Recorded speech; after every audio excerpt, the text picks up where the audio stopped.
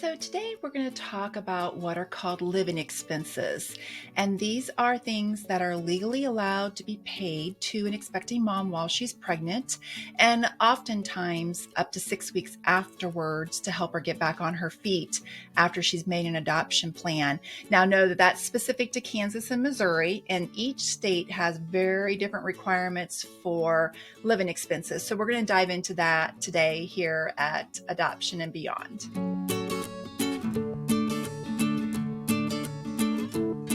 Hi, I'm Stephanie A. I'm the founder and executive director here at Adoption and Beyond, and we help families bring home the child that is meant for their family through adoption.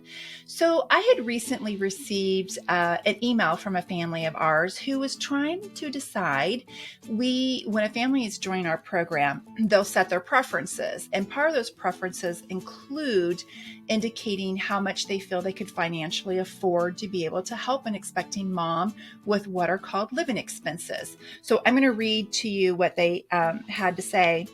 They had heard and read in a number of resources that it isn't always a good idea to pay for those things.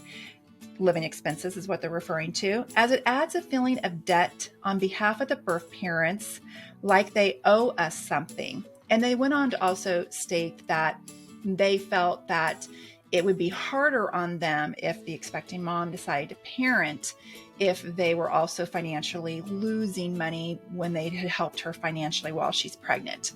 So I wanted to first say that living expenses are legally allowed. So just really important to know. And in my experience, I've never had an expecting mom come and say, you know what, I really don't want a place, but because the family gave me money, I really feel like I'm going to have to go through with this. Our moms know and are told specifically that receiving living expenses and help does not obligate them to place their child for adoption. They understand that these are expenses that are allowed, and they understand that it's not tied to whether they place or not when they receive these living expenses. So oftentimes when a mom is considering placing her child for adoption, it has a lot to do with the fact that she's financially struggling. And so to expect her to pay for expenses when she's not even going to be keeping her child, that's a real hard pill to swallow, that they're going to have to pay for maternity clothes and transportation back and forth to the doctor, and they're not even going to be able to parent their child in the end.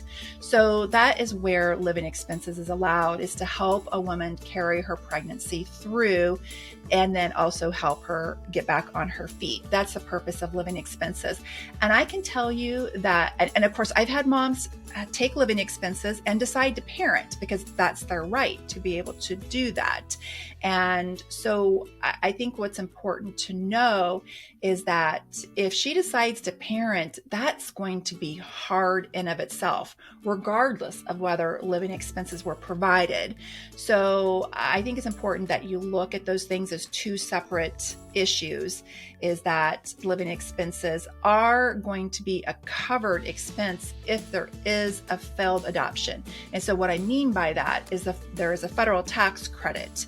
Right now, as of this recording, it's a little over $14,000. And that is good for a successful adoption, and it's also good for a failed adoption. So just know that if you do have a failed adoption, you can recoup any of the living expenses that you helped pay for through the federal tax credit.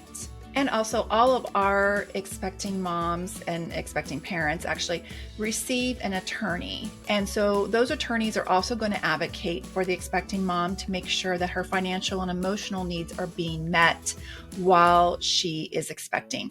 So I think it's pretty good in common practice that there are living expenses offered to the expecting mom, and not all moms need them and not all moms take them, although that's probably more on the rare side. So being prepared financially to budget for living expenses will be important as you start the adoption process. So if you'd like to hear more adoption advice each week, be sure you hit the subscribe button below, and we'll be sure to get that information out to you. Remember, when starting adoption, you just got to start somewhere.